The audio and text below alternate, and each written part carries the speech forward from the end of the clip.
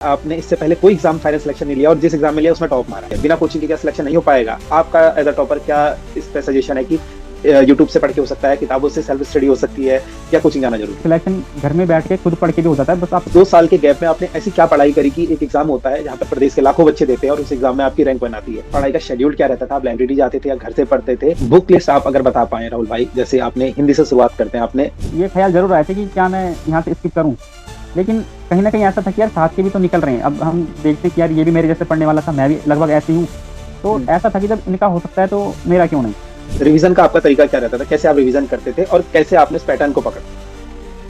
देखिए पैटर्न को तो जैसे हम प्रीवियस ईयर क्वेश्चन पेपर पे अभी बात करें तो प्रैक्टिस सेट कितने टाइम बाद लगाने चाहिए और कितना इंपॉर्टेंट रोल है प्रैक्टिस सेट का? आज जो नया पैटर्न चला है जहां पर गढ़वाली, कुमाऊनी और जौनसारी शब्दावली है, इसको अगर आप ब्रेकअप कर बता पाए कि किस चीज को कैसे पढ़ना है। यहाँ तो बहुत अच्छा स्कोर कर रहे हैं प्रैक्टिस सेटों में, बट वो मेन एग्जाम में जाकर उसे डिलीवर नहीं कर पाते, तो वो क्या कमी है? तो उस कोचिंग के हिसाब से पढ़ रहा है, आयोग के हिसाब से नहीं पढ़ रहा। भी सोचता है यार मेरे दोस्त का सिलेक्शन हो गया, वो 2 साल से नौकरी कर रहा है, यार मैं भी छोड़ दूं क्या, यार मेरे से नहीं हो रहा है। बहुत सारे नेगेटिव थॉट्स आते हैं। उन थॉट्स को आपने कैसे अपने मेंटेन रखा? नमस्कार, मेरा नाम है मुकुल और आप देख रहे हैं माई टॉक शो। दोस्तों, माई टॉक शो के टॉपर्स पॉडकास्ट में एक और टॉपर आज हमारे साथ जुड़े हैं। तो काफी लंबे समय से आप लोगों की डिमांड थी कि जो कनिष्क सहायक है उसके टॉपर को बुलाइए। तो आज हमारे बीच कनिष्क सहायक के टॉपर राहुल जोशी जी मौजूद हैं। उनसे हम जानेंगे कि किस तरीके से उन्होंने तैयारी करी, कैसे उनका टाइम टेबल रहता था, कौन कौन सी बुक्स उन्होंने फॉलो करी और कहाँ से उन्होंने कोचिंग करी। तो बहुत सारे सवाल आपके द्वारा हमसे पूछे गए थे। राहुल जोशी जी हमारे शो पर आने वाले हैं। हमने कुछ दिन पहले अपने कम्युनिटी टैब में डाला था, चाहे अगर इंस्टाग्राम हो, फेसबुक हो और यूट्यूब हो, हर जगह आपने ढेरों सवाल हमसे पूछे थे। तो उन्हीं सवालों का जवाब देने आज टॉपर हमारे बीच जुड़े हैं। तो अगर अभी तक आपने हमें सोशल मीडिया यानी इंस्टाग्राम, टेलीग्राम और फेसबुक पर फॉलो नहीं किया है तो आप फॉलो कर सकते हैं। तो बहुत बहुत स्वागत है राहुल आपका माई टॉक शो में। राहुल भाई, इंट्रोडक्शन आपका हो ही चुका है, फिर भी एक धन्यवाद बार मुकुल भाई। अपनी तरफ से हमारे व्यूवर्स को अपना इंट्रोडक्शन दे दीजिए। मेरा नाम राहुल जोशी है। मैं पौड़ी गढ़वाल डिस्ट्रिक्ट के एक छोटे से गांव सकनौली से बिलोंग करता हूं। मेरी प्रारंभिक शिक्षा गांव में ही रहकर प्राथमिक विद्यालय सकनौली से हुई है। फिर हाई स्कूल मैंने दिल्ली से किया हुआ है, सीबीएसई बोर्ड से। इंटर मैंने गांव में ही राजकीय इंटर कॉलेज मुंडेश्वर से किया है। देन ग्रेजुएशन मैंने प्राइवेट मोड में किया है श्रीदेव सुमन यूनिवर्सिटी से।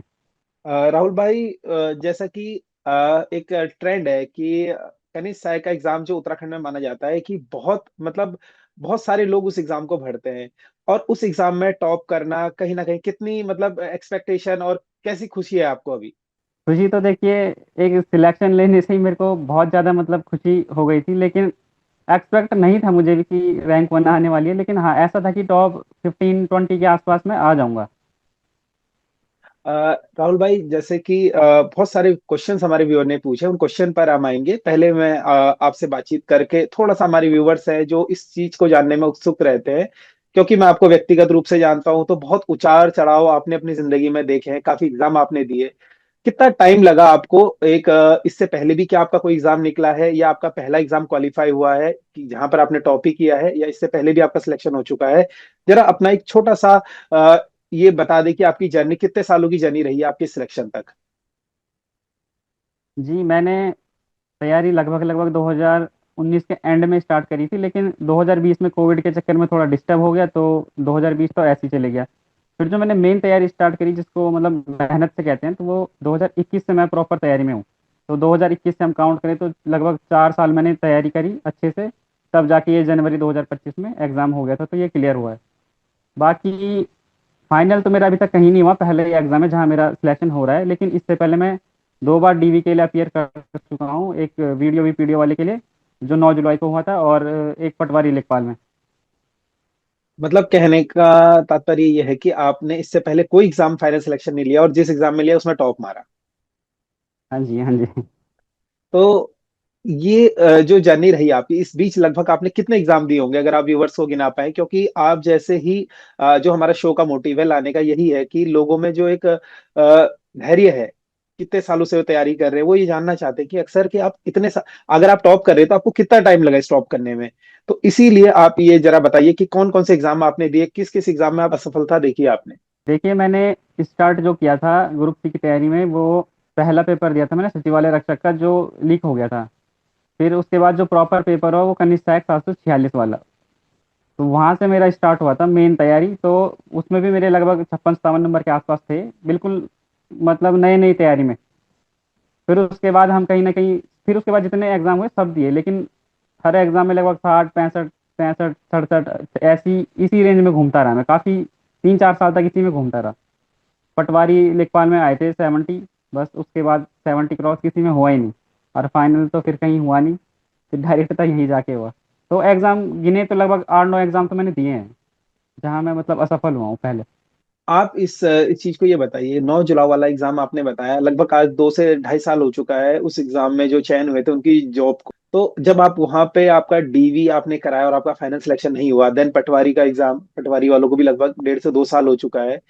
तो क्या मतलब आपके मन में कभी थॉट आया कि यार आपके साथ वाले, क्योंकि बहुत सारे लोग का सिलेक्शन हो गया होगा और आप सिलेक्शन से रह गए हैं, फिर आपने उस मोटिवेशन के साथ तैयारी करनी है, कैसे आपने अपने आप को समझाया कि नहीं यार, कोई बात नहीं, फाइनल सिलेक्शन नहीं हुआ है लेकिन मुझे अभी भी तैयारी करनी है?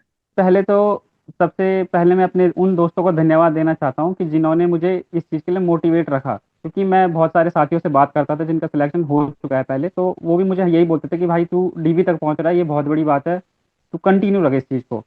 क्योंकि एक बार ऐसा होता है कि डिमोटिवेट के चक्कर में आदमी कभी कभार स्किप कर देता है इसको। लेकिन उनका भी साथ रहा कि उन्होंने बोला कि नहीं पढ़ना है। मेरे अपने भाई का, मम्मी पापा का भी रहा कि हाँ नहीं, चलो इतना पहुंच रहा है तो पढ़ लो, कोई नहीं। तो एक यही था कि हाँ साथ के सारे निकल चुके हैं, लेकिन लगभग लगभग निकल चुके हैं। लेकिन ऐसा था कि अभी ये निकले तो इसके बाद हमारा नंबर भी आएगा, तो यही एक मोटिवेट था कि अपना भी आएगा नंबर। और जब आपने वो चीज देखी कि 9 जुलाई वाले एग्जाम में आप डीवी में बाहर हुए, पटवारी लेखपाल में बाहर हुए, तो कहीं ना कहीं आपने खुद को मूल्यांकन किया होगा, इवेल्युएट किया होगा कि आपकी क्या कमी रही कि आपका फाइनल सिलेक्शन नहीं हो पाया। तो लगभग उस 2 साल के गैप में आपने ऐसी क्या पढ़ाई करी कि एक एग्जाम होता है जहां पर प्रदेश के लाखों बच्चे देते हैं और उस एग्जाम में आपकी रैंक वन आती है? जी, मैंने वैसे अपनी पढ़ाई में ज़्यादा चेंजेस तो नहीं करे, लेकिन ऐड मैंने जो करा ये प्रीवियस ईयर क्वेश्चन पेपर और पैटर्न को पकड़ना, ये दो चीज़ों पे मैंने बहुत ज़्यादा काम किया है। बाकी पहले मैं थोड़ा जीएस कम पढ़ता था, क्योंकि मैं सोचता था कि उत्तराखंड हिंदी और रीजनिंग का पोर्शन अगर बहुत अच्छा चले जाए तो अ, आ सकते हैं मेरिट के आसपास, और थोड़ा बहुत जीएस कर लें तो अंदर जा सकते हैं। लेकिन फिर मुझे ये रियलाइज़ हुआ कि यहाँ भी बहुत अच्छे नंबर मानना बहुत मुश्किल हो जाता है। 70 में से 65 नंबर मानना बहुत मुश्किल ही लगता है मुझे। तो इस हिसाब से मैंने जीएस में भी काम किया, लगभग मैंने सारे सब्जेक्ट पढ़े। मैं पहले कंप्यूटर नहीं पढ़ता था, मैंने कंप्यूटर की इस पेपर के लिए मैं पहली बार कंप्यूटर के लिए बुक लाया। तो मैंने पहली बार कंप्यूटर भी पढ़ा, मतलब छोड़ा कुछ नहीं। तो पढ़ा भी सारा, दूसरा पैटर्न और पीवाईक्यू पे बहुत काम करा। जी। आ, अभी तक हमने जो आपसे सवाल पूछे राहुल भाई, वो सवाल ऐसे सवाल थे कि हर बच्चा आपसे रिलेट कर पाए। Now come to the point, अब हम जानना चाहते हैं जो भर भर के हमसे सवाल पूछे गए कि आपका पढ़ाई का शेड्यूल क्या रहता था, आप लाइब्रेरी जाते थे या घर से पढ़ते थे? पहले आप ये बताइए, फिर उसके बाद हम बुक लिस्ट पर आते हैं। देखिए, मैं लाइब्रेरी लगभग पेपर जैसे स्टार्ट होने वाला है तो जैसे डेट आ गई, तो लगभग उससे 3 से 4 महीने पहले मैं लाइब्रेरी ज्वाइन करता था। ऐसा नहीं कि मैं पूरे साल भर लाइब्रेरी गया हूँ, बाकी टाइम पे मैं घर में पढ़ता था। बाकी जब लाइब्रेरी जाते थे तो वहाँ तो वही शेड्यूल होता था कि सुबह लगभग 8-9 बजे गए और लंच वहीं करते थे, और फिर सीधा रात को वही 7:30-8 बजे घर आना। तो ये लाइब्रेरी का शेड्यूल रहता था। घर में तो फिर थोड़ा बहुत एडजस्ट होता है, ऊपर नीचे का भी थोड़ा बहुत काम आ जाता है तो थोड़ा डिस्टर्ब हो जाता है घर में। जी। अ, राहुल भाई, जैसा आपको पता है आज की डेट में अब जो एग्जाम का हमारा पैटर्न है, लगभग वो बहुत बदल चुका है। एक टाइम था यूकेएसएससी जब एग्जाम कराता था तो सीधा आप कहते हैं ना कि आप कुछ क्वेश्चंस है रिपीटेड, उन्हें रट के जाओ और एग्जाम में आप क्वालिफाई हो जाओगे और अच्छे खासे आपको मतलब कोई भी पोस्ट मिल जाएगी, अच्छी रैंक आ जाएगी।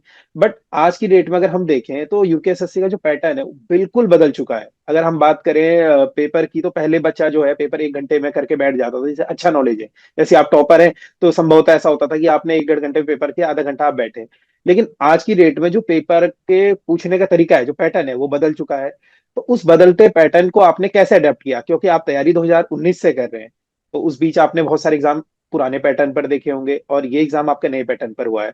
तो पहले आप ये बताइए कि आपने इसको अडेप्ट कैसे किया, और इसके बाद अपने जो आपका सिलेबस है उसके अकॉर्डिंग आप, शुरुआत हम हिंदी से करेंगे, then Uttarakhand, then GS, then reasoning, की क्या क्या बुक आपने फॉलो करी? जी, सबसे पहले अगर बात हम अडॉप्ट करने की करते हैं तो इसमें ऐसा है कि हमें सबसे पहले पैटर्न ही समझना पड़ता है, क्योंकि पहले के पैटर्न में और अब के पैटर्न में बहुत अंतर है। तो क्योंकि क्वेश्चन की जिस तरह से पूछने का तरीका बदल चुका है, तो हमें भी अपने खुद का पढ़ने का तरीका बदलना पड़ेगा। ऐसा नहीं कि हम्म। जैसे पहले पढ़ रहे थे वैसे ही पढ़ रहे हैं, नहीं, क्योंकि क्वेश्चन अब बहुत डेप्थ में आ रहे हैं, तो पढ़ना भी डेप्थ में पड़ेगा। पहले ऊपर ऊपर से चली जाती थी चीजें, अब प्रॉपर कॉन्सेप्ट पूछे जाते हैं, तो कॉन्सेप्ट पे काम करना पड़ेगा। तो एडप्ट तो ऐसे ही होता है कि आपको पैटर्न देखिए, पीवाई क्यू देखिए, वहीं से आपको एडप्ट करने की एक क्षमता भी आएगी और समझ भी आएगी।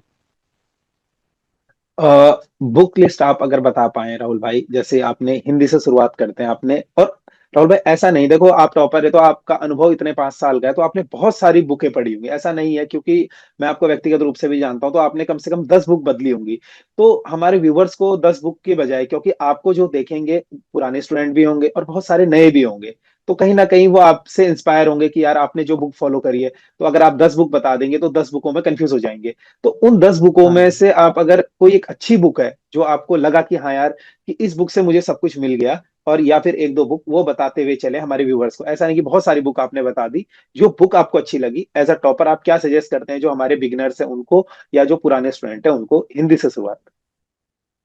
जी।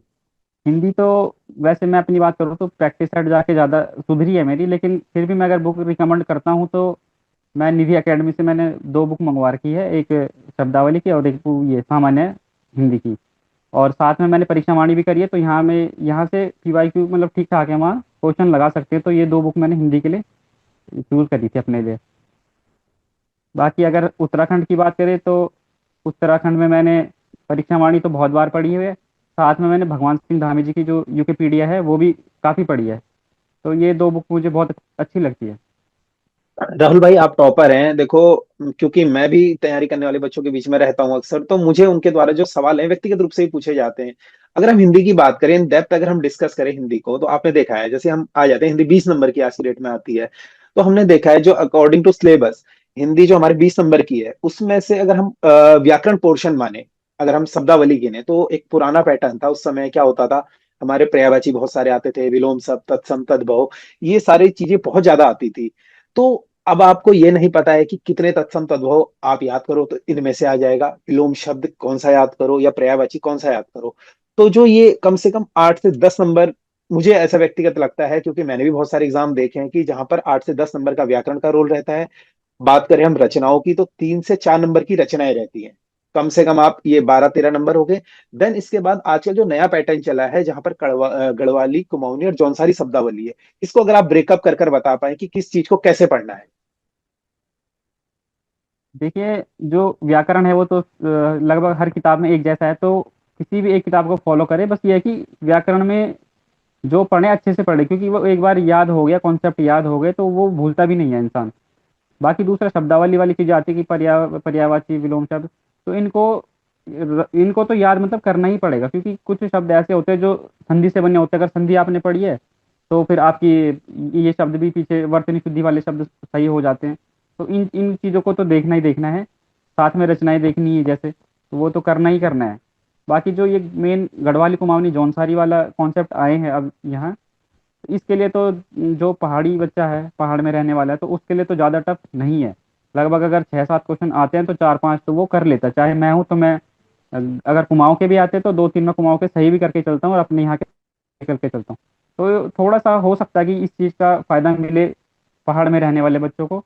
बाकी जो मैदानी क्षेत्र के बच्चे हैं तो उनके लिए तो फिर ऐसे बुक रिकमेंड कर भी नहीं सकते, क्योंकि बुक में बहुत सारी चीज़ें होती है। कोई भी भाषा हम उस क्षेत्र में जाके सीख सकते हैं, उन लोगों से कनेक्ट करके सीख सकते हैं, पढ़ के नहीं सीख सकते। तो मैं जी। ये मानता हूँ कि कहीं ना कहीं अगर आप जैसे कुछ किताबें हैं, जैसे उत्तराखंड मुक्त विश्वविद्यालय की किताब है, एक गढ़वाली कुमाऊनी की अलग अलग है, तो उनको पढ़ें। अगर वहां से होता है तो ठीक है, अगर नहीं होता है तो हिंदी के जो बाकी 14-15 नंबर है वो अपने सेव करके चलें। जी। राहुल भाई ये बताइए, हिंदी में 20 में से कितने नंबर इनफ हैं, अगर आप सिलेक्शन वाली अगर हम बात करें, जैसे कि हमें यार सिलेक्शन लेना ही है कंफर्म, तो हिंदी में 20 में से कितना टारगेट होना चाहिए, कि इतना लाना ही लाना है, तब जाकर हमारा जो एक बैलेंस है वो बना रहेगा। ठीक है, अगर उत्तराखंड आपका बहुत अच्छा है, जीएस बहुत अच्छा है, तो हिंदी में आप 15-16 लाते तो इनफ है। 15 भी लाते तो इनफ है, अगर क्योंकि जीएस में आप कवर कर सकते हैं उस चीज़ को।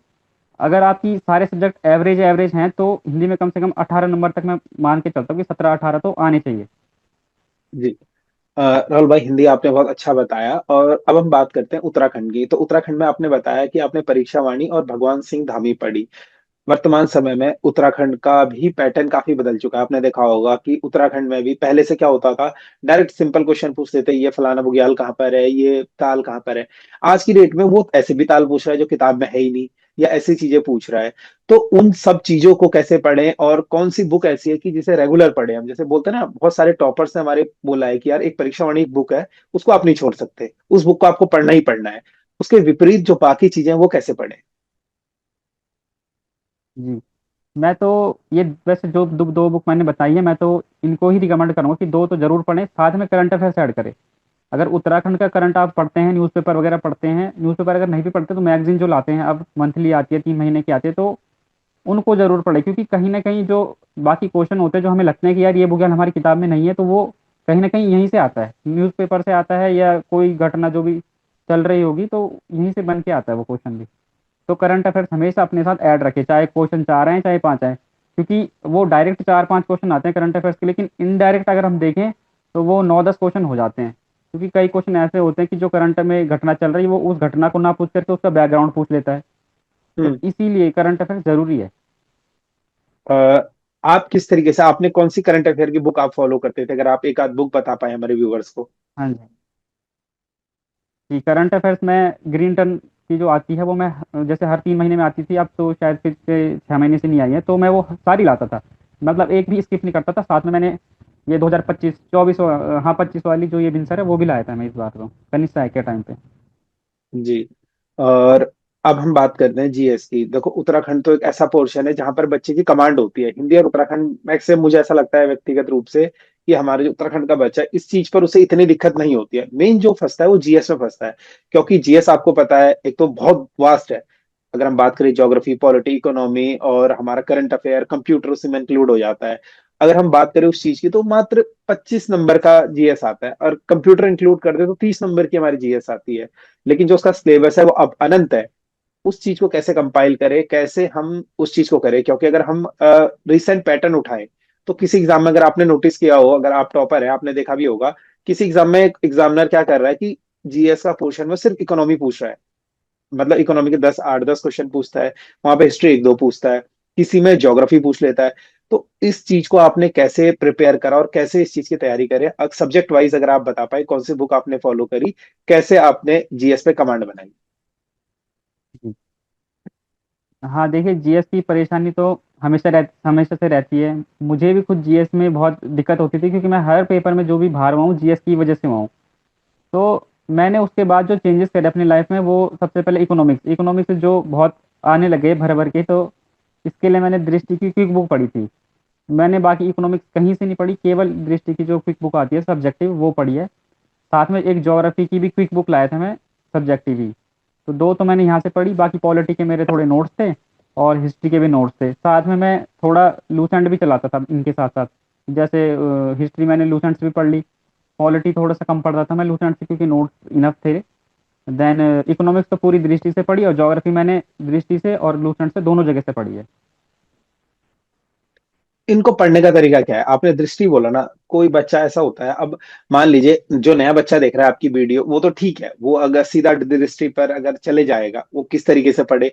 अगर कोई पुराना बच्चा पढ़ रहा हो, जिसने अपनी आधी से ज्यादा जिंदगी पर आपको बताया है, जैसे महेश बर्णवाल काफी टॉपर सजेस्ट करते हैं, काफी टॉपर हमारे लूसेंट सजेस्ट करते हैं, काफी लोग परीक्षा वाणी कह देते हैं, या अलग अलग जो बुक है दृष्टि की क्विक बुक हो जाती है। तो कैसे उनको पढ़े? कोई तरीका अगर आप बता पाए किस तरीके से हो। देखिए, अगर कोई बुक हम लाते हैं और स्टार्ट करते हैं, वैसे तो मैं पहले बेसिक तो लूसेंट ही बोलूंगा, क्योंकि लूसेंट एक ऐसी बुक है जो आपका ऊपर ऊपर से ओवरव्यू मतलब समझा देती है आपको कि भाई यार आखिर इस सब्जेक्ट में चलने क्या वाला है। तो लूसेंट तो पहले पढ़नी चाहिए, मतलब मैं तो, क्योंकि हमने भी स्टार्ट लूसेंट से किया है। जो नए पैटर्न पे जब से काम हुआ है तब से हमने दृष्टि की तरफ गए हैं। लेकिन पहले से हम भी लूसेंट पढ़ते थे, तो एक ओवरव्यू हमें पता था कि भाई क्या क्या है। उसी चीज़ को अगर डेप्थ में देखना है तो तब हम सब्जेक्टिव उठा सकते हैं। बाकी जैसे बुक पढ़ भी रहे हैं, तो अगर टॉपिक पढ़ रहे हैं समझ आ रहे हैं तो ठीक है, चलते रहिए। जहाँ पे जो टॉपिक समझ नहीं आ रहा, डायरेक्ट यूट्यूब से देखिए, कहीं ना कहीं से मिल ही जाते हैं वो टॉपिक। ऐसा है नहीं कि अब मतलब ना मिले वो टॉपिक। तो वो वहाँ से समझें, फिर उसके बाद अपनी निरंतर मतलब आगे उसी तरह से पढ़ते रहे, जहाँ पे समझना है वहाँ पे यूट्यूब का सहारा लीजिए। एक चीज आपने बताई कि इस बार आपने कंप्यूटर को पहली बार पढ़ा और तब आपका इस एग्जाम में, तो कंप्यूटर के लिए कौन सी बुक आपने फॉलो करी और कैसे आपने कंप्यूटर पढ़ा? जी, कंप्यूटर के लिए मैं परीक्षा मंथन की बुक आती है वो लाया था। हालांकि मैं उसको पूरी पढ़ नहीं पाया, मतलब मैंने सिलेबस देख देख के और बुक में टिक कर रखे थे कि भाई ये चैप्टर इंपॉर्टेंट है, ये पढ़ने हैं। तो मैं सारी बुक तो नहीं पढ़ पाया, लेकिन उसमें से 8-9 चैप्टर ही पढ़ पाया, जिसमें से मेरे लगभग लगभग 3 क्वेश्चन सही हो गए थे, एक गलत हुआ था उसमें भी, लेकिन वो 3 सही हो गए थे। जी। तो परीक्षा मंथन और मतलब मुझे ऐसा लगा कि लगभग अगर कोई अच्छे से पढ़ेगा तो हो जाएगी, पर कंप्यूटर वहां से बाहर जाएगी नहीं। जी। और current affair, national Uttarakhand current affair तो आपने बता दी, नेशनल करंट अफेयर आप कैसे पढ़ते थे, कितना आप टाइम देते थे करंट अफेयर को, और कैसे पढ़ मतलब वो होता था? नेशनल का तो देखिए मुझे ऐसा था कि कहीं ना कहीं देखो 30 नंबर की जीएस बच रही है, उस 30 में से भी 4 से 5 कंप्यूटर आ जाएगी तो 25 बच रही है। उसी हम्म। 25 में इनको जीएस भी करना है ऐड, और करंट अफेयर्स भी ऐड करना है। तो मुझे ऐसा लगता था व्यक्तिगत तौर पे कि करंट अफेयर्स या तो एक आने वाला है या मैक्सिमम आएगा तो 2 आने वाले हैं। तो मैं हम्म। अपने पेपर में इस बार थोड़ा सा करंट अफेयर्स को बहुत लाइटली लेके चला था, नेशनल वाले को, क्योंकि हम्म। उत्तराखंड का तो मैंने पूरा पढ़ा करंट, चाहे वो कुछ भी है। लेकिन नेशनल का करंट में थोड़ा सा लाइट लेके चला था, हेडलाइंस वगैरह। लेकिन मजे की बात ये रही कि करंट अफेयर्स शायद हमारे पेपर में एक भी नहीं आया। तो मुझे तो ये ये तो थोड़ा सा बेनिफिट मिला ना पढ़ने का। जी। हाँ जी। जी, ये तो लक है। राहुल भाई, रीजनिंग की बात करें, हम रीजनिंग कैसे प्रिपेयर करी आपने 10 नंबर की? रीजनिंग तो देखिए नए पैटर्न पे जो रीजनिंग आ रही है अब तो हर बच्चे को मतलब प्रैक्टिस करनी जरूरी है, क्योंकि रीजनिंग हम्म। ऐसा है कि पहले रीजनिंग होती थी तो 8 से 9 नंबर हर कोई मार लेता था उसमें, लेकिन अब जो पैटर्न आ रहा है, जिस पैटर्न पे ये डाल रहे हैं रीजनिंग, तो हम्म। अब से 8 से 9 नंबर बिना प्रैक्टिस के या हल्की फुल्की प्रैक्टिस के नहीं आएंगे, अब अच्छी प्रैक्टिस करनी पड़ेगी। तो मेरे भी इस पेपर में थोड़ा रीजनिंग में कम 7 ही क्वेश्चन हो पाए थे, क्योंकि मैं प्रैक्टिस बहुत ज़्यादा नहीं करी थी मैंने। पर मेरी जितनी भी प्रैक्टिस रही है वो मेरी प्रैक्टिस सेट के दौरान ही रही है, चाहे मैं कहीं भी गया हूँ जिस भी कोचिंग संस्थान में, या मैंने खुद से भी कहीं टेलीग्राम से निकाल के करी है, लेकिन मैं यही क्वेश्चन जो प्रैक्टिस करते रहता था, तो यहीं से मेरी रीजनिंग ठीक हुई है। बाकी बुक तो मैंने कोई फॉलो नहीं करी अलग से। अ, राहुल भाई, आपने जो हमारे व्यूअर्स हैं मैक्सिमम सवाल उनके आपने दे दिए हैं। अब हम थोड़ा सा जो लोगों के वे पर्सनल सवाल है उन सवालों पर आते हैं, क्योंकि पढ़ाई से रिलेटेड हमारी बातें हो चुकी है। अब यहाँ से हमारे व्यूअर्स वो देखेंगे जिन्हें मोटिवेशन की जरूरत होती है। राहुल भाई, पहले तो ये बताइए कि इस 5 साल की जर्नी, जैसा कि आपने बताया 21 से आप तैयारी कर रहे हैं और अभी 26 चल रहा है, इस 5 साल आपने अपने आप को कैसे समझाया कि यार तैयारी करते रहो? क्योंकि शायद हो सकता है आपकी कंडीशन या आपके हालात या आपका फैमिली जो बैकग्राउंड है वो सपोर्टिव हो, या उन्होंने किसी ने किसी ना बोला हो, लेकिन मेंटली एक आदमी सोचता है यार मेरे दोस्त का सिलेक्शन हो गया, वो 2 साल से नौकरी कर रहा है, यार मैं भी छोड़ दूं क्या, यार मेरे से नहीं हो रहा है, बहुत सारे नेगेटिव थॉट्स आते हैं। उन थॉट्स को आपने कैसे अपने मेंटेन रखा और कैसे आप यहाँ तक आज आपकी ये जर्नी रही? जी, देखिए मैं जब पटवारी में बाहर हुआ था फाइनल में, फिर वीडियो में बाहर हुआ था, तो ये ख्याल जरूर आए थे कि क्या मैं यहाँ से स्किप करूँ। लेकिन कहीं ना कहीं ऐसा था कि यार साथ के भी तो निकल रहे हैं, अब हम देखते हैं कि यार ये भी मेरे जैसे पढ़ने वाला था, मैं भी लगभग ऐसे ही हूँ। प्रैक्टिस सेट में भी हम्म। सेम नंबर आते थे, लगभग लगभग आसपास ही रहते थे, 2-4 नंबर किसी में, बल्कि मैं ही ऊपर रहा हूँ, किसी में वो ऊपर रहे हूँ। हम्म। तो हम्म। ऐसा था कि जब इनका हो सकता है तो मेरा क्यों नहीं। फिर दूसरा ये था कि फैमिली बैक बहुत सही रहा, कि फैमिली बैकग्राउंड से तो खैर इतने वैसे नहीं थे, मतलब इतने अच्छे, लेकिन भाई का हम्म। बहुत अच्छा सपोर्ट रहा है। भाई ने कभी भी ऐसा नहीं बोला मतलब कि जॉब कर, या मैंने ही कभी बोला हो कि मैं जॉब करना चाहता हूँ तो मुझे बिल्कुल मना किया गया कि नहीं अभी पढ़ना है तो पढ़ना है। बाकी दूसरा मैं घर में सबसे छोटा हूँ तो मुझे इस चीज़ की चिंता मतलब इतनी नहीं थी, क्योंकि भाई सब कुछ कर रहा था। दूसरे दोस्त भी ऐसे थे कि जो हमेशा सपोर्ट करते थे कि हाँ भाई निकल जाएगा निकल जाएगा। तो ये एक थोड़ा सा प्लस पॉइंट रहा मेरे लिए, जो मैं कंटिन्यू कर पाया, जिसके चक्कर में मतलब अपनी पढ़ाई बीच में थोड़ा होता है कि डिमोटिवेट टाइप का, कि भाई नहीं हो पा रहा है, क्या करें, हर बार 2-3 नंबर 1-2 नंबर से बाहर हो रहे हैं। लेकिन ऐसा भी तो लगता है कि हम कट ऑफ के पास पहुंच रहे, तो भी जब कुछ पढ़ा होगा तभी तो यहाँ तक पहुंच रहे हैं। तो बस थोड़ा सा और पढ़ के इस कट ऑफ को 1-2 नंबर ऊपर करके चलना है, तो यही एक हो रहा कि भाई ये जाना है इससे ऊपर। जी। राहुल भाई, एक चीज आपने अगर देखी होगी तो आगे हम दूसरे क्वेश्चंस पर आएंगे, पर उससे पहले एक चीज आपने देखी होगी कि जब बच्चा तैयारी कर रहा होता है और प्रैक्टिस सेट जाता है या फिर कोचिंग में जाता है, या आप मेन एग्जाम में एग्जाम दे के आते हैं, तो एक कट ऑफ मार्क्स हमें पता है पहले से तो डिसाइड होता था कि 70 से ऊपर लाओ सिलेक्शन हो जाएगा। आज की डेट में कोई फिक्स नहीं है कि बच्चा कैसा परफॉर्म करके आ रहा है, उस चीज पर डिपेंड करता है। बट जब अगर हम बात करें जो सिलेक्शन के नंबर की, जैसे हमें पता है कि सिलेक्शन हमारा 70 अबव में हो रहा है। कुछ बच्चे होते हैं जो 65 से प्लस तो ला रहे हैं, पर 70 से कम ला रहे हैं, वो 68 67 का आंकड़ा आता है। तो वहां पर ऐसा कैसा पुश की जरूरत है, क्या वहां पर अपनी रणनीति में बदलाव करना चाहिए, कैसे वो 70 प्लस का स्कोर पहुंचे? उस चीज के लिए अगर आप कुछ बता पाए, क्योंकि हो सकता है आप भी उसी का शिकार हुए, तभी आपका फाइनल सिलेक्शन नहीं हो पाया। हाँ जी, हाँ जी। इसके लिए तो मैं यही बोलूँगा कि पैटर्न पे काम करना बहुत ज़रूरी है। अब पैटर्न पे काम करेंगे तो पीवाईक्यू लगाने पड़ेंगे आपको। तो पीवाईक्यू जैसे देखेंगे तो भाई उसके 4 ऑप्शन हैं, उन 4 ऑप्शनों को, जैसे एक तो आंसर होता है तो आंसर आंसर नहीं पढ़ना, वो आंसर तो पढ़ना है, साथ में चारों ऑप्शन देखने हैं कि भाई ये ऑप्शन डाले, मतलब दिन मन में चिंतन करना है कि भाई ये ऑप्शन डाला क्यों इसने, क्या इसकी वजह हो सकती है। तो क्योंकि कभी ना कभी वो दूसरे ऑप्शन को लेकर क्वेश्चन बनाएगा, कभी तीसरे ऑप्शन को लेकर क्वेश्चन बनाएगा। तो पढ़ने चारों ऑप्शन है, और केवल वो 100 क्वेश्चन याद नहीं करने, वो समझने हैं, अरे उसको देखना है कि भाई ये डाला क्यों है इसने, क्या रीज़न हो सकता है। तो उसमें से हमको मैक्सिमम चीज़ें पता चलती है कि करंट अफेयर्स के कम से कम 10-12 क्वेश्चन ऐसे होते हैं जो इनडायरेक्ट होते हैं, लेकिन यहाँ दे देता है वो, तो हमें पता नहीं चलता कि ये भाई करंट में ये न्यूज़ हाईलाइट थी, इस वजह से इन्होंने दे दिया। तो जी। पैटर्न पे मतलब काम करना बहुत ज़रूरी है। मैं भी पहले थोड़ा सा पैटर्न को इतना नहीं मानता था, मतलब मैं खाली बुक्स जो चल रही है वो चल ही रही है, इस वजह से मैं यहाँ तक पहुंचा। लेकिन उसके बाद जो पैटर्न पे काम करा, तो उस पैटर्न पे काम करने की वजह से मैं ऊपर आया इससे।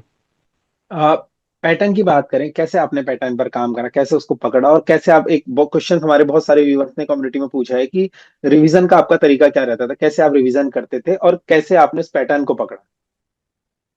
देखिए पैटर्न को तो जैसे हम प्रीवियस ईयर क्वेश्चन पेपर पे अभी भी देखें तो टेबल में मेरे हमेशा वो क्वेश्चन पेपर रहते हैं। मैं सुबह से शाम तक अगर लाइब्रेरी में पढ़ रहा हूँ तो रात को घर आके खाना खा के प्रॉपर क्वेश्चन देखता था कि भाई ये क्वेश्चन आए क्यों। हालांकि वो ये तो याद हो गए, लेकिन मैं फिर भी देखता था कि भाई इसके पूछने के तरीके कितने हैं। मैं खुद का एनालिसिस करता था यार कि मेरे यहाँ 65 आ रहे हैं जबकि मैं इसमें 75 कर सकता था, क्योंकि हम्म। लगता है खुद ही आदमी को घर पे आके कि मैं कर सकता था। तो मैं कर डेली वही सकता देखता था। था। मैं एक मोटिवेशन के लिए मैं उस पेपर के ऊपर अपने लिए फेल लिख देता था। जिस भी एग्जाम में मैं अपियर हुआ हूँ वहाँ मेरा सिलेक्शन नहीं हुआ, मैंने फेल लिखा हुआ है कि मैं इतने नंबर से यहाँ फेल हुआ हूँ, ताकि मुझे चुभे ये बात कि यार मैं इसमें फेल हुआ हूँ, जबकि इसमें मैं कट ऑफ से 2-3 ही नंबर नीचे हूँ या 1-1.5 नंबर ही नीचे हूँ। बाकी हम्म। दूसरा ये है कि पैटर्न पे उनको देख देख के ही पैटर्न समझ आता है, क्योंकि अगर हम खुद नहीं देखेंगे, अगर जो भी पेपर हुआ है, तो फिर पैटर्न हम पकड़ नहीं पाएंगे। दूसरा आपने रिवीजन की बात करी। रिवीजन तो मेरा ऐसा चलता है, मैं कोई बुक अगर उठा रखी है मैंने वो पूरी खत्म करी, तुरंत बाद उसी बुक को दोबारा स्टार्ट कर देता था। ऐसा नहीं कि टॉपिक वाइज, मैं पहले चैप्टर से लेके जो जो सिलेबस में है सारे चैप्टर एंड करता था, उसके बाद तुरंत दोबारा उसी को स्टार्ट। ऐसा नहीं कि दूसरी बुक खरीद ली, तीसरी खरीद ली। उत्तराखंड में बेशक 2-3 बुक हो जाती है, लेकिन जीएस में तो मैंने ऐसे ही करा, एक बुक पकड़ी हम्म। तो एक ही पकड़े रखी, ज़्यादा काम इसी पे किया मतलब। जी। राहुल भाई, ये चीज भी बताइए कि उत्तराखंड के जो एग्जाम है या जो भी हमारे यूकेएसएससी के एग्जाम है, इन एग्जाम में बहुत सारे बच्चों का एक रहता है यार कि कितना नंबर सेफ स्कोर है कि आप सिलेक्शन ले ले, क्योंकि जब आप तैयारी कर रहे होते हैं तो मेंटली आप, हम ये मान के चलते हैं ना, हिंदी में 20 में से 18 स्कोर करेंगे, जीएस में 30 में से 20 स्कोर करेंगे, उत्तराखंड में इतना करेंगे। तो कितना स्कोर एज अ टॉपर आपको लगता है, या इतने सालों से आप एग्जाम दे रहे हैं, कितना स्कोर में आप सेफ हो सकते हैं या सिलेक्शन के लिए माना जाएगा? अगर मैं जनरल कैटेगरी की बात करूँ तो 74-75 स्कोर एक बेस्ट स्कोर रहेगा, जहाँ से शायद बाहर होने की उम्मीद बहुत कम रहेगी। 70 थोड़ा ऐसा हो जाता है कि एक बाउंड्री हो जाता है, वहां से बाहर भी हो सकते हैं, इन अंदर भी हो सकते हैं। तो मैं हर किसी को ये मान के चलता हूँ कि, मतलब कहना चाहता हूँ कि हर कोई जो भी टारगेट बना रहा है तो 75 का बनाए ही बनाए। 1-2 नंबर अगर नीचे आते हैं 74-73, तो भी सिलेक्शन की पूरी संभावना है आपकी। लेकिन अगर आप 70 बनाते हैं तो उसमें फिर 69 होते हैं या 71 होते हैं, तो वहाँ थोड़ा सा एक बाउंड्री लाइन तैयार हो जाती है ये। तो इससे बाउंड्री लाइन पे हमेशा आने की कोशिश करनी है, उससे ऊपर ही जाना है। इसलिए 75 एक मैं सेफ स्कोर मानता हूँ मतलब। जी। राहुल भाई, अब थोड़ा ऐसे क्वेश्चंस कि जैसे हमारे बहुत सारे हाउस वाइफ हैं या फिर अलग लोग हैं जिन्होंने हमसे व्हाट्सएप पे संपर्क किया है, तो क्या उत्तराखंड की तैयारी के लिए कोचिंग जाना बहुत जरूरी है? बिना कोचिंग के क्या सिलेक्शन नहीं हो पाएगा? आपका एज अ टॉपर क्या इस पे सजेशन है कि यूट्यूब से पढ़ के हो सकता है, किताबों से सेल्फ स्टडी हो सकती है, या कोचिंग जाना जरूरी है? जी, देखिए, आप कोचिंग जाएं या ना जाएं, किताबें तो आपको तब भी पढ़नी पड़ेगी। आप कोचिंग जाते हैं तब भी आपको बुक उठानी ही पड़ेंगी, पढ़नी ही पड़ेंगी। तो मैं तो ये कहता हूँ कि ऐसा ज़रूरी नहीं है कि कोचिंग जाके ही सिलेक्शन होता है। सिलेक्शन घर में बैठ के खुद पढ़ के भी हो जाता है, बस आपके पास पर्याप्त संसाधन होने चाहिए। अगर आपकी समझ में बहुत अच्छी बुक, अब बुक्स मतलब सारी अच्छे से समझ आ रही हैं, तो फिर आप बहुत अच्छा पढ़ रहे हैं। अगर समझ नहीं आ रहा है तो यूट्यूब का सहारा लीजिए, या अगर तब भी थोड़ा दिक्कत आ रही है तो तब कोचिंग ज्वाइन करिए। लेकिन अगर कुछ समय सब कुछ अच्छे से समझ आ रहा है तो फिर मेरे हिसाब से तो खुद सेल्फ स्टडी करनी चाहिए, क्योंकि खुद पढ़ेंगे तो थोड़ा सा दिमाग पे जोर पड़ता है, दिमाग पे जोर पड़ेगा तो काफ़ी चीज़ें याद होती है, ब्रेन भी थोड़ा स्ट्रांग होता है। जी। राहुल भाई, प्रैक्टिस सेट के बारे में हमने बात करें तो प्रैक्टिस सेट कितने टाइम बाद लगाने चाहिए और कितना इंपॉर्टेंट रोल है प्रैक्टिस सेट का? आपने कितने टाइम बाद लगाए प्रैक्टिस सेट की? मतलब बहुत सारे बच्चे क्या करते हैं, स्टार्टिंग में प्रैक्टिस सेट कर देते हैं, यार एक चैप्टर पढ़ा या फिर एक साल हुआ नहीं पढ़ते, फिर प्रैक्टिस सेट करे कंटिन्यू 2 साल तक। क्या सही समय है प्रैक्टिस सेट जाने का, और कैसे प्रैक्टिस सेटों को दिया जाए? जी। प्रैक्टिस सेट तो मैं ये मानता हूँ कि जब आपका सिलेबस लगभग लगभग ऑलमोस्ट खत्म हो चुका है और एक आध बार आपने रिवीजन कर लिया है, तो तब प्रैक्टिस सेट जाना चाहिए, क्योंकि वही देखना है कि मैंने सिलेबस पूरा पढ़ लिया है। तो तब अपने आप को देखना है कि मेरे कितने नंबर आ रहे हैं इसमें, तो तब प्रैक्टिस सेट जाना चाहिए। और आपको ये है कि ऐसा नहीं कि पूरे 2 2 3 3 साल तक जा रहे हैं, थोड़ा सा वो भी एक अपने लिए थोड़ा पढ़ने का टाइम भी कम होता है उससे, कि आप डेली जा रहे हैं 2 3 घंटे दे रहे हैं। इससे अच्छा ये है कि शुरू में तो चलो आप जाइए, क्योंकि अपना आपको टाइम मैनेजमेंट देखना है कि भाई 2 घंटे में पेपर कैसे करना है। तो जब आपकी एक अच्छी खासी स्पीड आ जाए कि भाई टाइम मैनेजमेंट हो रहा है, सब कुछ हो रहा है, नंबर एक एवरेज आ ही रहे हैं, तो प्रैक्टिस सेट फिर वीकली लगाइए। वीकली ये है कि 6 दिन पढ़िए, एक दिन अपना प्रैक्टिस सेट दीजिए। तो वो मुझे ज़्यादा बेहतर लगा ऑप्शन। अच्छा राहुल भाई, एक चीज आपने देखी है कि अगर आप, क्योंकि आप देहरादून में ही रहते हैं तो मैं तो आपको व्यक्तिगत रूप से जानता हूँ, देखा भी है आपको। बहुत सारे बच्चे क्या करते हैं, सराउंडिंग में देखते हैं ना, प्रैक्टिस सेट से बहुत ऑब्सेस हो जाते हैं कि यार प्रैक्टिस सेट जा रहे हैं, तो वो ये चीज देखते हैं कि यार इस प्रैक्टिस सेट में मेरे को, मेरा टारगेट यही है कि प्रैक्टिस सेट में टॉप करना है या प्रैक्टिस सेट में नंबर लाने हैं। तो वो कितना हेल्पफुल है, या क्या उस चीज को करना ठीक है? क्योंकि बहुत सारे लोग ना फिर करते क्या है कि मैंने देखा है व्यक्तिगत रूप से, आपने भी देखा होगा अपने आसपास, कि यहाँ तो बहुत अच्छा स्कोर कर रहे हैं प्रैक्टिस सेटों में, बट वो मेन एग्जाम में जाकर उसे डिलीवर नहीं कर पाते। तो वो क्या कमी है? देखिए, उसका रीज़न मेरे हिसाब से ये है कि वो पढ़ते उस कोचिंग सेंटर के हिसाब से हैं। अगर जिस हिसाब से कोचिंग पेपर बना रहे हैं, आप उस हिसाब से पढ़ रहे हैं, तो उस हिसाब से आप वहाँ टॉप कर पाते हैं, बेशक कर पाते हैं। लेकिन आयोग का बिल्कुल कई चीज़ें चेंज हो जाती है, क्योंकि बिल्कुल आयोग को पकड़ना बहुत मुश्किल हो जाता है। तो आयोग ने जहाँ चेंज करे वहाँ आप फंस गए। तो हाँ, उस बच्चे का मैं ज़रूर कहता हूँ कि जो 3 4 कोचिंग सेंटर है, अलग अलग जगह जा रहा है, वहाँ लगभग बहुत अच्छे 70 70 75 75 नंबर मार रहा है, तो उसके लिए तो हम कह नहीं सकते, उसका तो सिलेक्शन होना ही होना है। लेकिन कोई अगर बच्चा है वो एक जगह 75 नंबर मार रहा है, दूसरी जगह वो 50 मार रहा है, तो इसको थोड़ा सा ये कह सकते हैं कि वो उस कोचिंग के हिसाब से पढ़ रहा है, आयोग के हिसाब से नहीं पढ़ रहा। तो उसको जी। उस तरफ थोड़ा सा जाना पड़ेगा। राहुल भाई, एक और चीज, जैसे अब बहुत सारे लोगों का ये सवाल था कि एग्जाम के, जैसे आपने बताया ना, एग्जाम आप, जैसे आपको बहुत सारा नॉलेज, आपने अच्छा खासा पढ़ाई कर रखी है, पर कहीं ना कहीं बहुत साल हो गए आपको तैयारी करते हुए, और उसके बाद क्या है कि अलग अलग सिचुएशन हो सकती है। जैसे कुछ लोगों का ये कहना है कि उन्हें बहुत टाइम हो गया तैयारी करते हुए, बहुत सारा ज्ञान उन्हें है। कुछ लोगों का अलग कंसर्न है, जब एग्जाम जब तक नहीं आता है तब तक वो पूरा, उन्हें कॉन्फिडेंस रहता है कि यार हो जाएगा, मेरी पढ़ाई इनफ है। लेकिन जब एग्जाम हॉल के अंदर जाते हैं, पेपर देखते हैं, तो वहां पर कैसे अपने आप को काम एंड कंपोज करें? क्या एक मंत्र आप देना चाहें कि एग्जाम हॉल के अंदर जाने से पहले ये चीज करे तो धैर्यता हाँ से आपका जी। पेपर निकले? हाँ जी। तो जब एग्जाम हॉल में जाते हैं, क्योंकि पढ़ाई तो लगभग हर कोई कर रहा है, लेकिन जब एग्जाम हॉल में एंटर हो रहे हैं, पेपर आपके हाथ में आ रहा है, तो जिस सब्जेक्ट पे आपकी बहुत अच्छी कमांड है, जैसे जिस मेरी उत्तराखंड में कमांड अच्छी है तो मैं उत्तराखंड से स्टार्ट कर रहा हूँ। तो पहले ही आप अगर बहुत अच्छा सब्जेक्ट चूज करेंगे जहाँ आपकी कमांड है, तो कहीं ना कहीं आपके अंदर एक वो मिलेगा, पावर मिलेगी आपको एक, कि हाँ मैं भाई कर सकता हूँ ये चीज़ें मैं, क्योंकि बहुत अगर अच्छे जा रहा है पेपर, तो आदमी फिर 2 4 क्वेश्चन एक्स्ट्रा करके आता है, बहुत अच्छा करके आता है। और अगर पहले ही 10 क्वेश्चन खराब फंस गए तो वो वहीं डिमोटिवेट हो जाता है, फिर उसके बाद उसके जो बेसिक क्वेश्चन है वो गलत होने शुरू हो जाते हैं। तो इसलिए बेसिक क्वेश्चन गलत करने से बचाने के लिए यही है कि आप बहुत स्ट्रॉन्ग सब्जेक्ट पकड़िए, जो जिसपे आपकी स्ट्रॉन्ग पकड़ है। जी।